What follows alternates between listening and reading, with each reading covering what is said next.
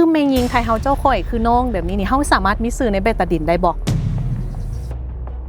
มียิ่งที่ว่ามีสิทธิ์มีซื้อในใบตาดินได้ฟังแล้วถือว่าอุ่นใจเลยไอ้เว้าถึงเรื่องของใบตาดินหลายท่านก็ได้ยินมาตลอดว่าใบตาดินแต่อยากให้อ้ายอธิบายเพิ่มเติมให้แน่ว่าใบตาดินแล้วแท้ๆนี่มันแม่นหยังใบตาดินนี่ที่ว่าแม่นเป็นเอกสารที่เป็นหลักฐานต้นต่ออันหนึ่งอันเดียวเกี่ยวกับสิทธิน้ำใสที่ดินเพื่อมอบให้แก่ผู้ที่เป็นเจ้าของสิทธิน้ำใสที่ดินน้ำใสเป็นหลักฐานอย่างยาวนานแล้วไอ้ในการขึ้นทะเบียนใบตาดินนี่มันมีความหมายความสำคัญแนวใดให้ไอ้เว้าให้ฟังตื่มแน่การขึ้นทะเบียนออกใบตาดินแม้การออกใบตาดินครั้งทมิตรเพื่ออย่างยืนสิทธิน้ำใสที่ดินประเภทต่างๆอย่างถูกต้องตามกฎหมายให้แก่บุคคลนิติบุคคลและการจัดตั้งเพื่ออำนวยความสะดวกแก่การคุ้มครองและปกปักรักษาที่ดินอย่างเป็นเอกภาพในขอบเขตทั่วประเทศพร้อมเดียวกันนั้นเนาะก็ที่ว่า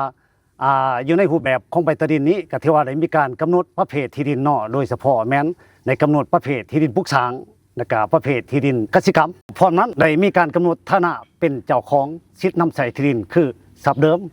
เนาะแล้วก็สินสมสร้างหรือสินน้ำใสที่ดินรวมกันถือว่าชัดเจนเลยอ้ายอีกหนึ่งคำถามซึ่งเชื่อว่าหลายคนก็แม่นอยากรู้คือกัน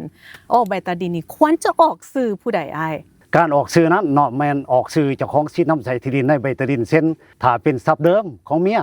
ก็ให้ออกสื่อของเมียที่เป็นเจ้าของทรัพย์เดิมนั้นถ้าเป็นสินสมสางก็ให้ออกสื่อ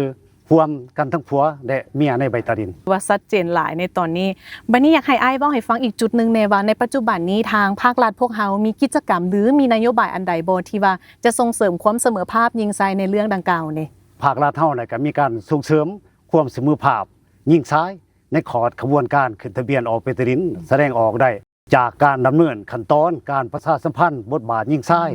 โดยการเปิดกองประชุมประชาสัมพันธ์ที่มีผู้เข้าร่วมที่เป็นการจัดตั้งบ้านสหพันธ์แม่หญิงบ้านและก็แม่หญิงจากแต่ละครอบครัวเพื่อรับประกัน